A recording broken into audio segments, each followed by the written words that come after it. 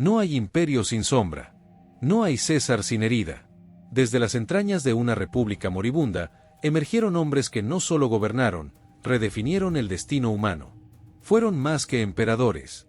Fueron símbolos vivientes, arquitectos del miedo, del orden, de la gloria y del colapso. Cada uno, una llama distinta en el altar del poder absoluto. Este recorrido no es una crónica. Es una ceremonia. Una invocación a 10 figuras que, al cruzar el umbral del tiempo, dejaron marcas que aún arden en la piedra, en la memoria, en el lenguaje del dominio. Prepárate para entrar en el templo del poder. Aquí no se estudia la historia. Aquí se la escucha respirar. Antes de comenzar este video, recuerda suscribirte y darle like. Todo comenzó en el silencio posterior a una guerra. Roma, herida por las dagas de la República, se encontraba al borde del abismo. No era una ciudad, era una herida abierta. Y en medio de ese caos, un hombre se alzó sin levantar la voz. Octavio, el heredero de César, no tomó el poder, lo absorbió. Como el mármol absorbe la sangre.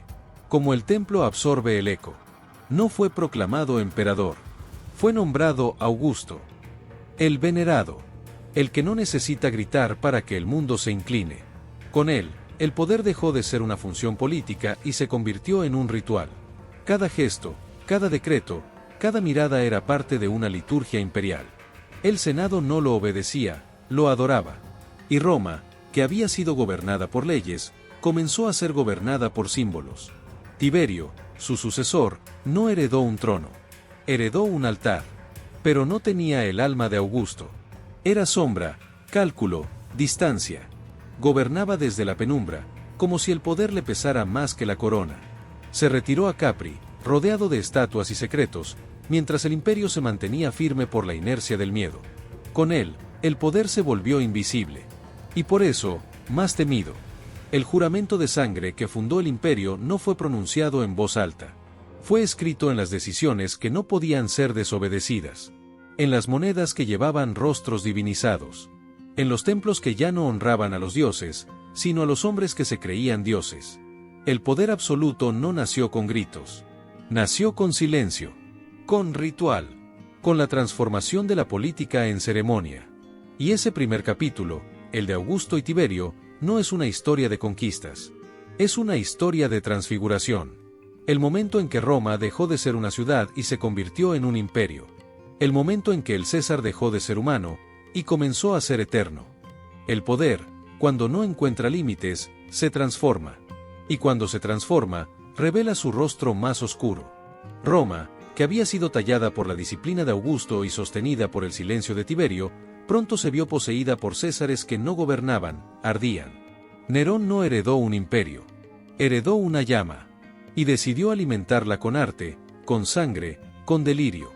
Cantaba mientras la ciudad ardía, no por indiferencia, sino porque en su mente, el fuego era parte del espectáculo. El poder, para él, no era deber, era escenario. Cada ejecución, cada decreto, cada gesto era una obra. Y Roma, atrapada en su teatro, aplaudía con miedo. Calígula fue más que un emperador. Fue una ruptura. Su reinado no puede explicarse con lógica, porque no fue lógico.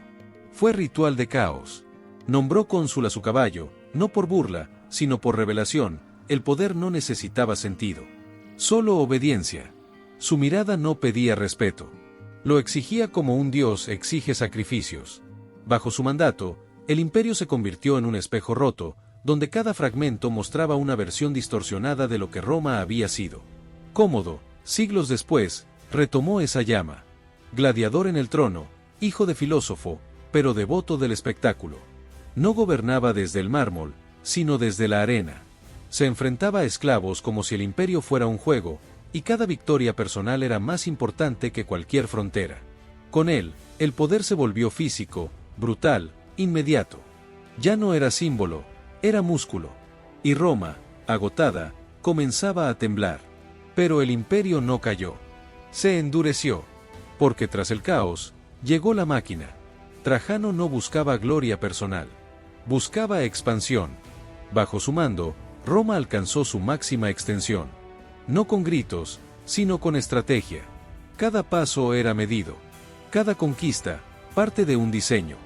El poder volvió a ser arquitectura. Columnas, puentes, fortalezas. El César era ingeniero del dominio. Adriano, su sucesor, no quiso más tierra. Quiso orden. Viajó por cada rincón del imperio, no como conquistador, sino como guardián. Levantó muros, no para atacar, sino para proteger. El poder, en sus manos, fue contención, filosofía, precisión. Roma dejó de expandirse y comenzó a sostenerse. Cada frontera era un límite ritual. Cada decisión, una meditación. Y luego vino Marco Aurelio, el emperador que escribía mientras gobernaba, que pensaba mientras mandaba. Su reinado fue una paradoja, guerra constante, pero alma serena. El poder, para él, era carga. No privilegio. No espectáculo. No expansión. Era deber. Y en sus meditaciones, dejó claro que el César no debía ser adorado. Debía ser responsable. Bajo su mando, Roma no brilló. Resistió. Y en esa resistencia, encontró su última forma de grandeza.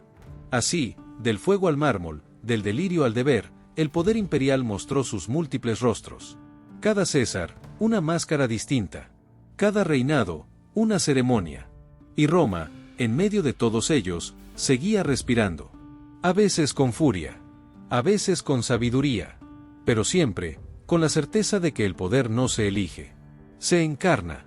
Y se paga. Cuando el imperio parecía haber alcanzado su forma definitiva, surgieron figuras que no se conformaron con sostenerlo, lo reescribieron. Diocleciano no fue un reformador. Fue un arquitecto del destino. Dividió el poder como quien parte un relámpago en dos, creando la tetrarquía, una estructura ritual donde el mando ya no era individual, sino ceremonial. Cada César tenía su reflejo, su contraparte, su sombra. El imperio se volvió geometría. Y en esa geometría, Diocleciano encontró orden. Pero también distancia. Se retiró voluntariamente, como si el poder fuera una vestidura que podía colgarse en el altar. Nadie lo entendió. Porque nadie antes había renunciado al fuego sin quemarse. Y entonces llegó Constantino. No como heredero, sino como revelación. Su visión, dicen, fue celestial. Una cruz en el cielo. Una promesa de victoria. Pero lo que realmente cambió fue el lenguaje del poder. El César ya no era solo símbolo político, era instrumento divino. Con él, el cristianismo dejó de ser perseguido y comenzó a ser coronado. Fundó una nueva capital, no por estrategia, sino por destino. Constantinopla no era ciudad, era profecía. El imperio se transformó en cuerpo místico. Y el poder, en fe. Constantino no gobernó con leyes. Gobernó con signos. Cada decreto era una plegaria. Cada batalla, una cruzada. Roma, que había sido pagana, se volvió sagrada. Y el César, que antes era Dios, ahora servía a uno. El giro fue total. Pero no fue ruptura. Fue transfiguración. El imperio no cayó. Cambió de piel. Y cuando esa piel comenzó a agrietarse, lo que quedó no fueron ruinas. Fueron ecos. Porque el poder imperial no muere. Se disuelve en símbolos. En rituales. En memorias que aún arden bajo el mármol. Los 10 Césares más poderosos no fueron elegidos por la historia. Fueron elegidos por el tiempo. Cada uno encarnó una fase del poder, el nacimiento, el delirio, la expansión, la revelación, la herencia. Y esa herencia no está en los libros. Está en las estructuras invisibles que aún sostienen el mundo. En los gestos de mando. En los silencios del liderazgo. En las ceremonias que repetimos sin saber que vienen de ellos. El imperio cayó. Pero el poder que fundaron sigue respirando. En cada decisión que se toma desde un trono. En cada símbolo que se alza sobre una multitud. En cada sombra que se proyecta desde lo alto. Porque el César no era un hombre. Era una forma de eternidad. Y esa forma, aún nos observa. Cuando el último eco de los pasos imperiales se disuelve en las ruinas, lo que queda no son nombres. Son símbolos. Son advertencias. Los 10 Césares más poderosos no fueron elegidos por el destino. Lo forzaron. Lo moldearon. Lo traicionaron. Y en ese acto, dejaron una arquitectura invisible que aún sostiene los imperios modernos, los rituales del mando, las máscaras de liderazgo. El mármol se agrieta. La sangre se seca. Pero el poder nunca muere. Solo cambia de forma. Y tú, que has cruzado este templo narrativo, llevas ahora esa llama. No para repetirla, sino para entenderla.